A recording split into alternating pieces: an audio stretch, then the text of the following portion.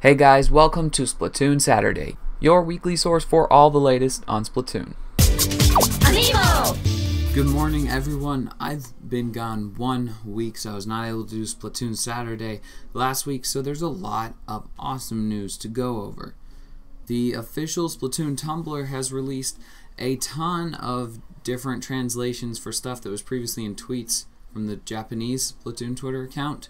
And also some brand new stuff, so we've got a lot of information to go over. First of all, Sheldon supplies you weapons for the single player mode. He lends them to you, but I guess if you use them enough, he will let you buy them in the multiplayer. It doesn't tell you specifically how that works, but you obviously have to earn the ability to purchase it for multiplayer by playing it in single player, which is nice because it ties the two together a little more than in the previous game. Some English names for some of the new enemies have been released, namely the Octo Zeppelin, the Octo Baller, and the Tentakook, which is a really weird name, but hey, that's what they decided on. You've seen all these guys already, and I've explained roughly what I think they do. They didn't really offer any more information on them, but you can go ahead and check out the official Tumblr, which has the translations there if you really feel like it. They also revealed the true name of one of the bosses, the Octo Samurai. Now I am going to read this one out because it gives you a decent amount of new information. This tough customer is Octo Samurai. He brandishes a gigantic roller, using it to dash the hopes of all those who dare approach. He's got no time or patience for anyone who fakes the funk. Word has it he's worshipped as a big bad boss by the Octarian rank and file troops. He enjoys working on his motorcycle in his spare time. On closer examination, it should be noted that he actually looks more like a sumo wrestler than a samurai, which is a little weird. So this one's pretty big news compared to some random clothes that are coming in and more information on bosses. We have confirmation on some of the modes that are going to be in online. So Ranked Battles is back along with the modes you played in Ranked Battles. So Splat Zones is back with the exact same rules, but the UI is a little bit different, so you can see how much ink has been inked in each of the Splat Zones. I'm very glad about this because Splat Zones is definitely my favorite ranked mode, and my favorite mode overall, because how could Turf War be your favorite mode? I'm sorry to all you people that don't play ranked. Tower Control is also back, but it's completely different, kinda. It now has checkpoints that you have to sort of land at with the tower, and then wait there a couple seconds, and then you clear the checkpoint, and you head on your way to the next checkpoint. But if you've cleared the checkpoint once, and then the tower goes back to the end, and then you're going again, you don't have to stop at the checkpoint a second time. So it's sort of like making people prove that they really have control of the situation rather than it's like a random mad dash, like they randomly got a team wipe and then they win the game. So it's a little bit harder to just sweep, basically. Rainmaker is also back. The rules are the exact same, just like Turf Wars, except the Rainmaker is a completely different weapon now. You can charge it up to have your shots explode on contact. It's also like a cannon, kind of, that shoots upwards and down. It's like more like a mortar. So it kind of resembles the sloshing machine, but obviously a little bit more powerful, but probably a lot slower. Anyway, I am super psyched to have ranked mode returning and all of these modes, but I'm still holding out for an extra mode that they haven't announced yet. Of course, they'd save that for a special time, maybe even add it to the game after the games come out.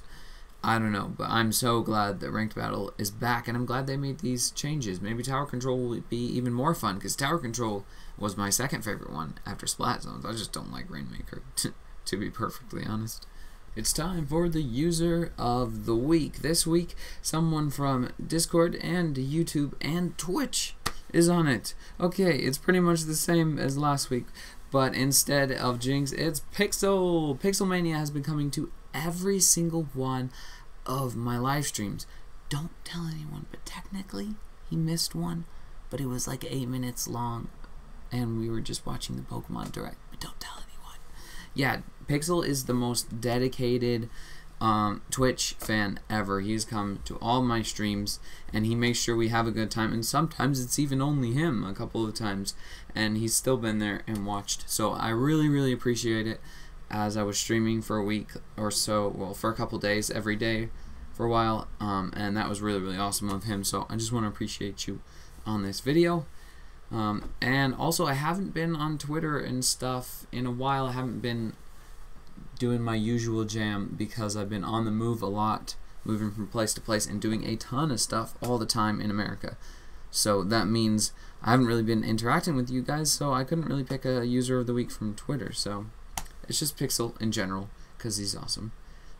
If you didn't know, I do stream all the time, and right now I'm taking a break because I can't really stream because I'm moving from house to house. But in 7 days, I'll be back to streaming every day, so feel free to check out my Twitch channel. Anyway, if you want to become the user of the week, make sure you follow Everything AMIIBO on Twitter, or click on the link in the description below to join the Discord. Splatoon 2 is collaborating with Tower Records in Japan to release a Wet Floor CD, which will have all or some of the soundtrack from the game. I don't know, but Wet Floor is the in-game fake band that makes all the music for Splatoon 2, so I imagine it's most of the soundtrack. They also released a Splatoon 1 soundtrack CD, and that was exclusive to Japan, so I'm gonna go ahead and call it and say that this record is also exclusive to Japan. Speaking of exclusive to Japan, here's 2 more things that will only be released in Japan and may never see the light of day in the West. There's a physical device that mixes the Splatoon sounds from your Switch with the voice chat from your phone. If you don't know already, Nintendo does not support voice chat on the Switch in Splatoon, but instead you have to download their app on your phone, and that's how you voice chat. But these headphones combine those 2 channels of audio into one, and that outputs into the headphones that they supply that are themed after Splatoon, so it's pretty cool. But again, this is a really strange setup, so I don't know, it's pretty weird. People are complaining about this, but it's Japanese exclusive for now, so we don't really need to worry about it too much. And it also looks like you can take out the headphones they supply and put in your own if you're looking for some better audio quality. The last Japanese exclusive thing that obviously cannot come to the West, but is here just because it's freaking awesome, is an aquarium in Japan that's collaborating with Splatoon. They have like Super Soaker Splatoon themed guns that you can shoot at these things. I don't know, they haven't really gone into detail about what's going to be at the aquarium, but there's some really cool art for it, and it's just kind of awesome what they're doing, collaborating or putting together Japanese culture. Okay, brands. It's not just culture, it's the brands trying to get the advertising, but still, the combining of the real-life Japanese culture and the Splatoon 2 game world has been really awesome so far. Moving back to some of the English translations that we've gotten through Tumblr on some of the environmental hazards, I guess, that you're going to be seeing in single player. The rails that don't make you turn into a squid and instead you ride on top of them are suitably named ride rails. There's also the ink furlers, which I can't remember what I called them before, but it definitely wasn't right before. And that stuff that you hit that rolls back at someone, that one Octo guy was kind of puking up, that's called Rollonium. A very strange name. Anyway, that's what they're called. They do the same things as we thought before, so there's no point in reading out their descriptions. The question of this week is, what is the most important piece of gear?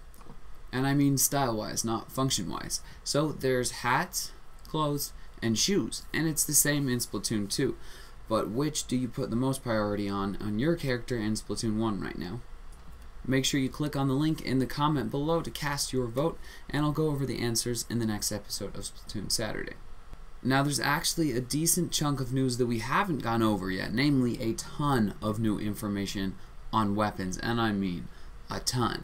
That's why I've decided to have yet another Splatoon Saturday Plus. Basically, when there's too much news to put into a single episode of Splatoon Saturday, I make a Splatoon Saturday Plus episode. And I'm really excited about this one because weapon information is super fun, and they just dumped a ton of it, and by a ton I mean a ton, including some brand new never seen before weapons, and details on how they work. That episode will hopefully be available tomorrow, so stay tuned. If it's not available on Sunday, it will be available sometime shortly after that.